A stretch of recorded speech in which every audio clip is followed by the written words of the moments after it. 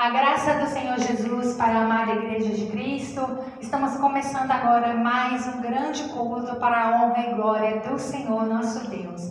É com muita alegria que convidamos você agora a participar dessa celebração ao nome do Senhor Jesus Cristo. Vamos adorar, vamos orar, vamos aprender da palavra do Senhor Jesus nessa noite, amém? Então vamos agora orar pedindo ao Espírito Santo de Deus que venha abençoar a sua igreja nessa noite, cada lar, cada vida, cada um que está assistindo e acompanhando esse culto, que possa ser visitado pela presença do Senhor. Oremos. Ó Deus amado, santo, maravilhoso, bendito, eterno, exaltado, tremendo é o teu nome. Digno tu és, meu Deus, de honra, de glória, de louvor, de adoração. Tu és tremendo, tu és o grande rei do universo. E nós estamos aqui, meu Deus, para glorificar o teu nome e para declarar que tu és maior, meu Deus.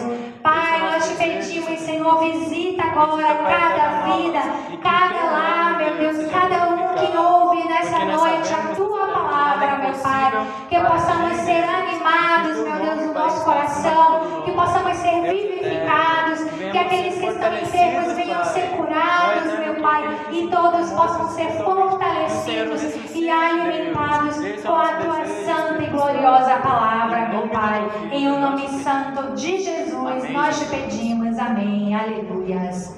Amém. Vamos adorar o Senhor, vamos declarar que Ele é grande e digno de todo louvor.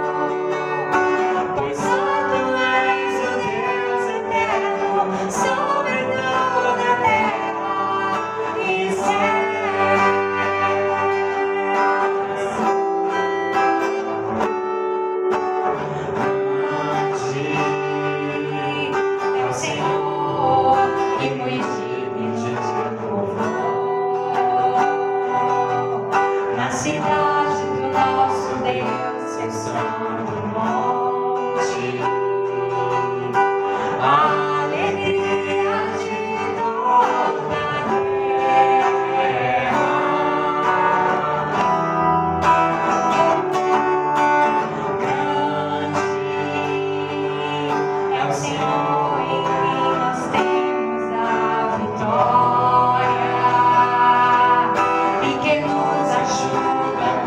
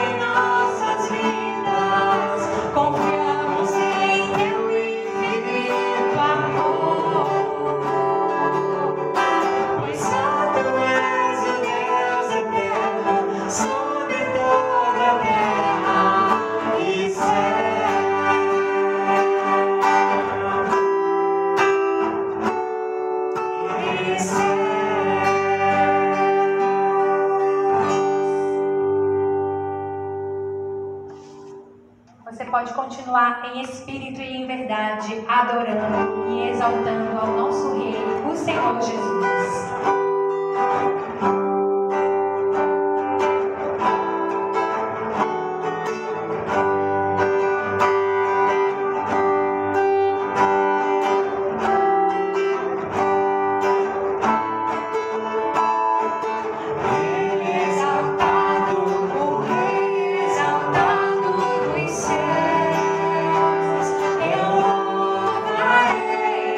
Ele exaltado pra sempre.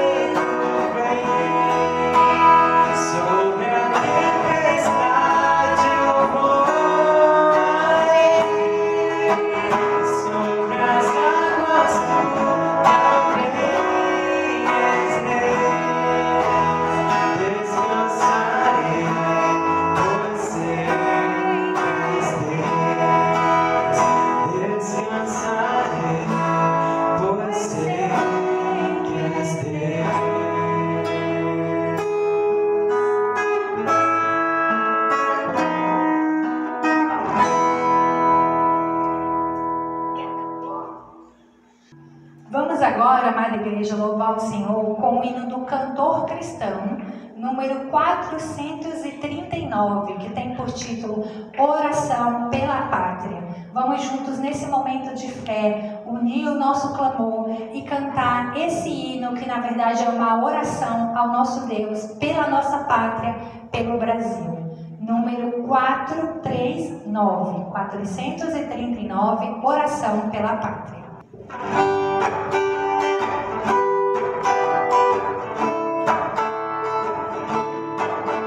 Minha pátria para Cristo, eis a minha petição.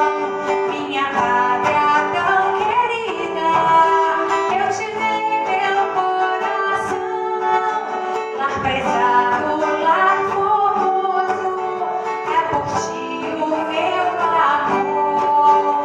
Que o meu Deus de excelsa graça te dispense seu favor. Salve Deus, a minha pátria varonil. Salve Deus, a minha terra, esta terra do Brasil. Quero, pois, com alegria ver feliz a mãe gentil, por vencer seu evangelho, essa terra do Brasil. Brava gente brasileira, longe batemos serviu, confiar a pátria salva, ou morrer pelo Brasil. Salve Deus, a minha pátria varonil. Salve Deus, a minha terra, essa terra do Brasil. Salve Deus, a minha pátria varonil. Salve Deus, a minha terra, essa terra do Brasil.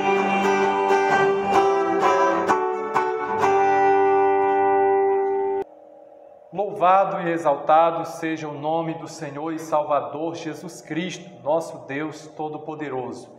Nós estamos aqui para mais um culto na presença desse Deus vivo, e você que está assistindo tenha certeza que a onisciência de Deus está neste momento sondando o seu coração, assim como a onipresença do seu Espírito também está na sua casa ou onde quer que você esteja. Ele está presente na sua vida, na sua família, Ele está com aquele que o invoca. E esta promessa Ele fez quando esteve aqui com os seus discípulos, e antes de partir Ele disse: eis que estarei convosco até a consumação dos séculos. Amém?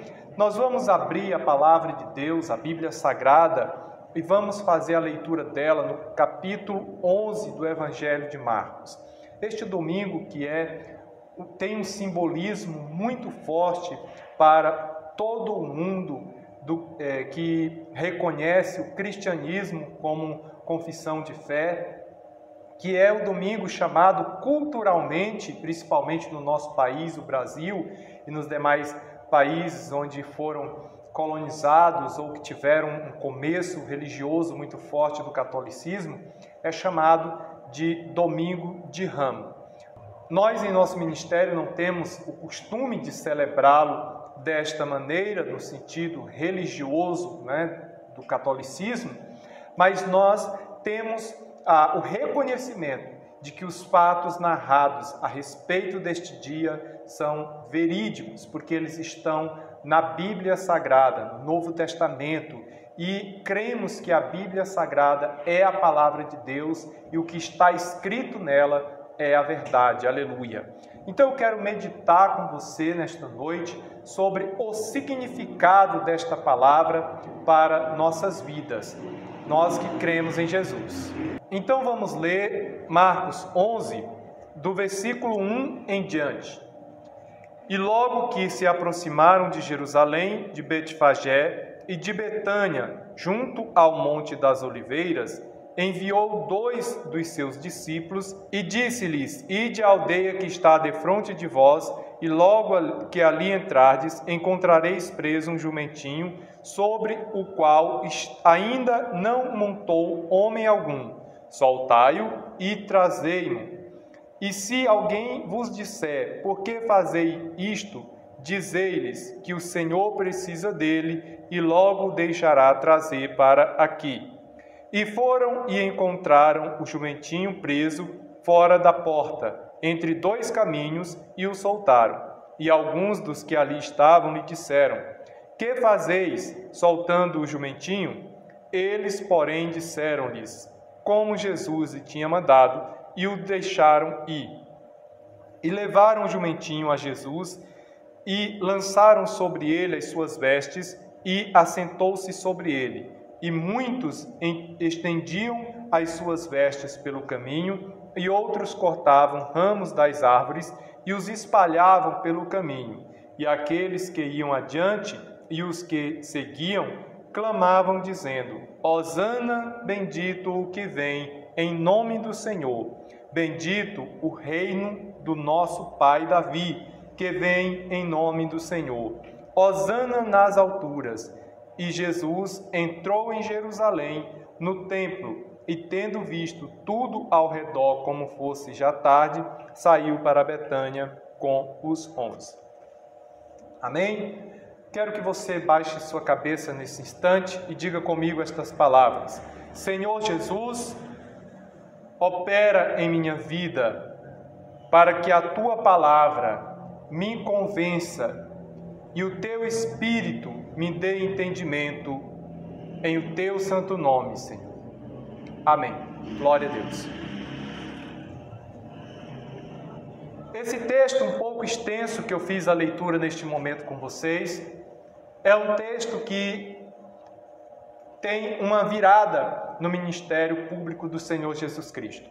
A começar pela a forma como ele age ali com os seus apóstolos e como resultado dos contatos que ele tem.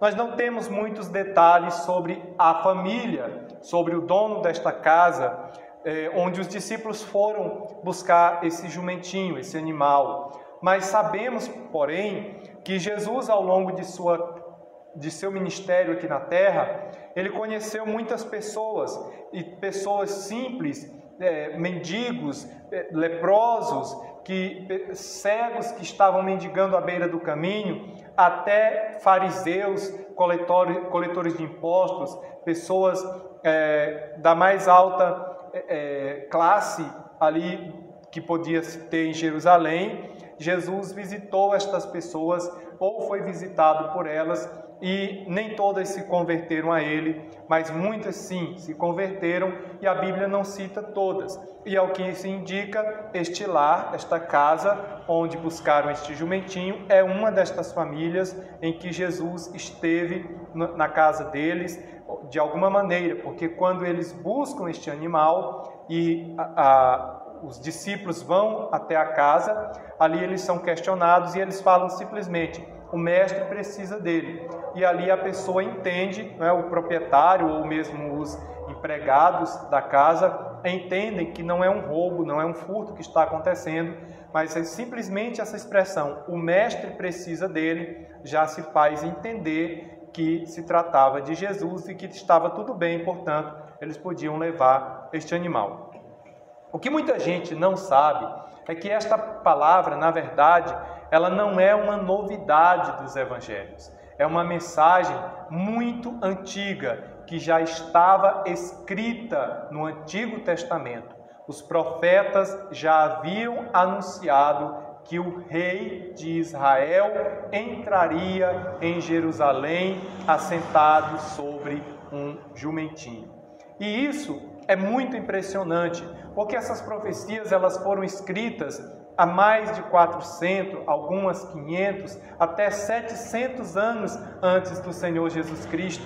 E elas descrevem com muita precisão a maneira como isso acontecia. Então dizer que ele viria sentado no lombo de um jumentinho que nunca tinha sido montado por ninguém, dizer que ele tinha que as pessoas o aplaudiriam, o reconheceriam como rei. Isso é muito extraordinário e você não encontra paralelos na história da humanidade com a forma como a quantidade de profecias e a precisão com que estas profecias se cumprem na pessoa de Cristo, o que nos indica claramente que é a palavra de Deus se cumprindo e, mais uma vez, que esta palavra é a verdade e sim, ela permanece para sempre. Aleluia!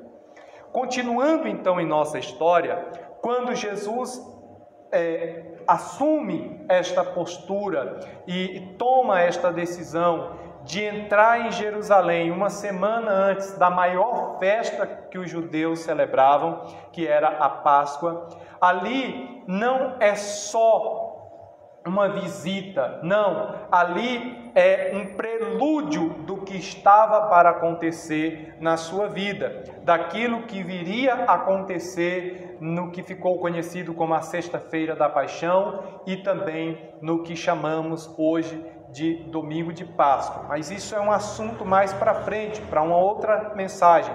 Hoje eu quero me referir a este acontecimento. Neste acontecimento, Jesus, ao chegar ali, há um grande alvoroço por onde ele vai passando. É uma cidade que as caravanas vinham de longe, as pessoas se reuniam, famílias inteiras se reuniam para vir até Jerusalém nesta época para essa grande celebração.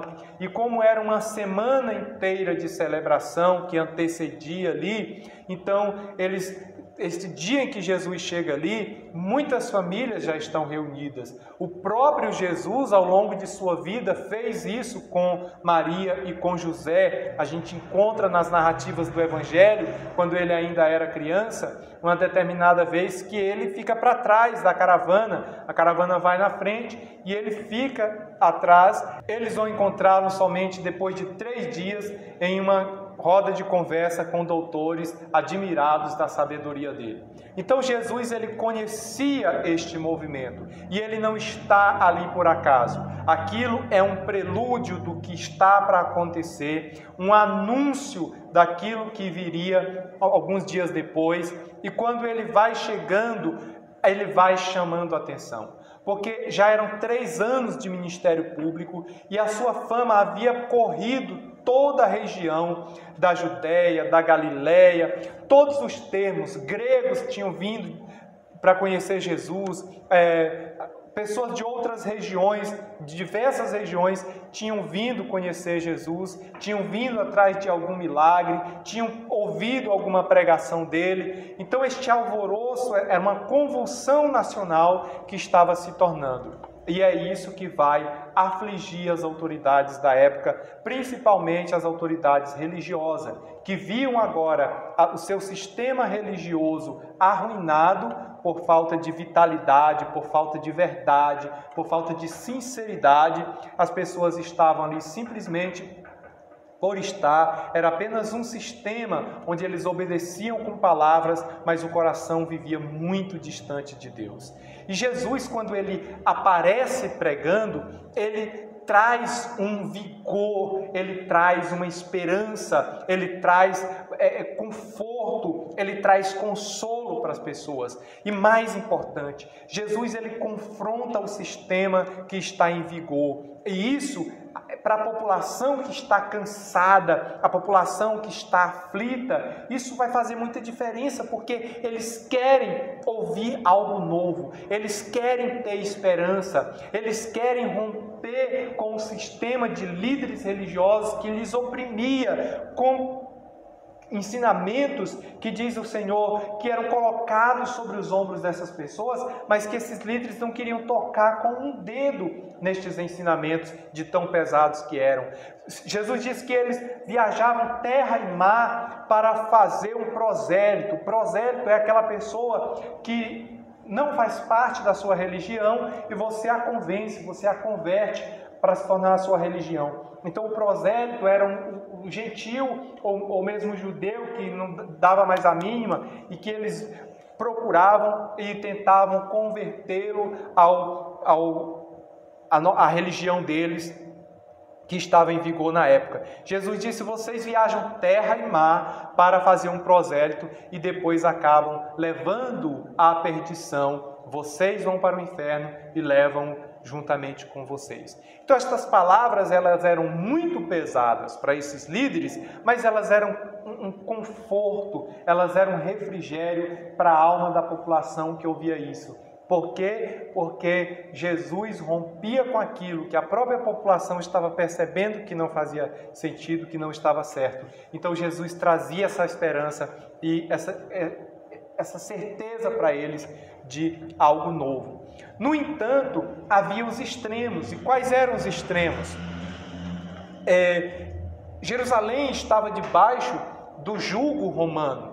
Ou seja, o Império Romano estabelecia governadores ímpios para estar dominando ali. E não era só liderando e arrecadando impostos, era realizando todo tipo de injustiças. E quando você pensa em Jesus, depois de 3 anos curando enfermos, expulsando demônios, reconciliando casais, reconciliando pais aos filhos e os filhos aos pais, multiplicando pães. Quando você olha para toda essa extensa lista de milagres que Jesus realizou, você tem então uma população que está convulsionando socialmente, que está aflita, oprimida, desesperada, tanto espiritualmente quanto politicamente, e na questão financeira, eles vão então acreditar: este é o prometido, que na língua deles eles chamavam de Messias. Este é aquele que Deus ungiu para nos libertar. E por isso, neste dia, é assim o ápice, é o auge nesse momento da popularidade de Jesus, é o último grande ato público de simpatia e de carisma da população para com Jesus, porque a partir daí as coisas vão mudar. Aliás, é este ato que culmina nesta mudança repentina, que, como eu já disse, é para uma outra ocasião. Aqui, nos voltando a este ato, a gente lê no versículo 8. Eu quero que você leia na sua Bíblia para acompanhar junto comigo. Ele diz aqui: muitos estendiam as suas vestes pelo caminho, e outros cortavam ramos das árvores e os espalhavam pelo caminho. Olha que interessante. E aqueles que iam adiante e os que seguiam clamavam, dizendo: Hosana, bendito o que vem em nome do Senhor. Então você tem uma população que deseja que este seja o seu rei, que este seja o seu líder, que este assuma o governo e venha trazer a eles aquilo que eles estão esperando. E o que a gente entende de um olhar rápido e superficial, que é muito bom. O grande problema é que havia aí uma confusão. Jesus, ele não veio estabelecer um reino terreno para humilhar Roma, seus governantes, e para estabelecer um reino material aqui na terra. Era isso que alguns judeus estavam esperando. Então, quando ele oferece milagres, sinais, maravilhas, alimento e confronta as injustiças da época, a população pensa: então é este que vai ser o nosso rei. E ali então eles começam a colocar roupas, lençóis ou o que tivesse em mãos para que Jesus passasse por cima. Era um sinal de respeito, de reconhecimento do seu direito de reinar. E aí eles gritam Hosana, no sentido de que, numa tradução literal, de forma simples, é algo como salve-nos ou salve-nos, Senhor. Então eles realmente entendiam que precisavam de um Salvador. O problema aqui, a confusão que eles estavam fazendo, é que o Salvador que Deus enviou ao mundo não é para salvá-los e deixá-los tomando conta destas coisas terrenas. É um Salvador para a eternidade, aleluia. É um Salvador que nos livra da ira vindoura. É um Salvador que nos tira do principado, das potestades, das trevas e nos leva para a maravilhosa luz divina. Ou seja, é algo que tem a ver com o reino celestial. mas as pessoas vão gritar e isso vai enfurecer as autoridades da época. Então no versículo 11 diz: e Jesus entrou em Jerusalém no templo. E ali a gente sabe que foi quando ele fez mais uma vez aquele gesto de purificação do templo, de expulsar cambistas, expulsar pessoas negociantes, porque o templo deveria ser casa de oração. E você, meu amigo e minha amiga, eu quero perguntar, o que você espera de Jesus? Você crê em Jesus? Os judeus acreditaram, mas acreditaram de maneira equivocada e esperaram que ele humilhasse os seus adversários publicamente e ali manifestasse a sua ira, tal como os antigos falavam. Mas, na verdade, esta ira ainda está por vir no final dos tempos, que são chamados também de o dia do Senhor. Naquele momento, Jesus tinha um outro sacrifício a fazer. E qual era o sacrifício? Era o sacrifício de nos substituir na morte, para que vencesse o pecado e nós então pudéssemos viver. Os judeus não entenderam isso e por isso depois se revoltaram contra ele. Os mesmos que gritaram Hosana foram os mesmos que gritaram crucifica-o. Você não precisa fazer a mesma coisa. Foi por eles que ele morreu, mas foi também por nós, por mim e por você. Não precisamos cometer o mesmo erro que os judeus cometeram. Nós só precisamos reconhecer que o seu reino não é deste mundo, como ele mesmo disse. O seu reino é celestial e o que ele veio fazer foi nos substituir na morte para que nós tenhamos vida, para que nós passemos da morte para a vida e possamos esperar a eternidade com o Pai, com o Filho e com o Espírito Santo de Deus. Amém? Aleluia! Então eu quero dizer para você, neste momento, se você ainda não recebeu a Cristo como seu Senhor e Salvador, é hora de fazê-lo. Não faça como os judeus. Não renuncie por causa de uma decepção ou frustração, porque ele não fez como você queria. Não, a palavra dele permanece para sempre. As suas profecias vão se cumprir todas elas, mas vão se cumprir ao seu tempo, da maneira dele. Então, nesse instante, dê uma chance a ele. Eu quero fazer uma oração pela sua conversão. Da cultura de onde eu cresci, as pessoas costumavam, neste domingo, ir à sua igreja e levar ramos de palmeira. Ali eles preparavam com antecedência e ali era depositada sobre aqueles ramos um tipo de bênção, né? Para que eles levassem aquele ramo para casa e ali ficava por um ano ali na casa deles e eles então esperavam que aquilo trouxesse algum tipo de bênção sobre eles. Eu quero dizer para você que isso por si só não basta. Isso não vai resolver o seu problema com o pecado, não vai resolver seus medos, não vai curar a sua depressão, não vai tirar a sua tristeza e nem vai levar a prosperidade para a sua casa. O que vai mudar a sua vida é reconhecer que você precisa de um Salvador e que você grite também, Hosana! Você grite também, salve-nos, Senhor, porque o Senhor é bendito, porque vem em nome do Senhor. Então vamos orar neste instante. Eu quero orar por você. Eu quero que você diga comigo estas palavras. Pode fechar os seus olhos nesse instante, no seu lar, na sua casa. Diga comigo estas palavras. Senhor Jesus, eu reconheço os meus pecados. Te peço perdão por eles e peço que nos receba como filhos e filhas e nos limpe de toda imoralidade e nos dê uma nova vida e a salvação para sempre. Escreva nosso nome no livro da vida e nos salva, Senhor, em nome de Jesus. Amém? Glória a Deus. Este é o primeiro passo. Daqui para frente é continuar. E você que está assistindo a este culto, mas que já é servo, já é serva do Senhor Jesus Cristo, fica firme também, porque o bendito Deus que veio naqueles dias é o mesmo que virá nos últimos dias para nos dar salvação. Amém? Aleluia! Louvado seja o nome do Senhor Jesus Cristo. Muito bem, nós estamos chegando ao final desse trabalho. Eu quero agradecer a todos que cooperaram para que este trabalho acontecesse. Você que está assistindo, você pode nos ajudar a compartilhar esse link para que outras pessoas também recebam a mensagem de salvação. Assim como Jesus veio a primeira vez, ele virá a segunda vez para aqueles que o aguardam para a vida eterna. E nós estamos esperando e ele vai nos levar para a eternidade. Amém? Eu quero orar então agradecendo por esse momento. Nós estamos aí na direção de Deus e também aguardando o pronunciamento das autoridades.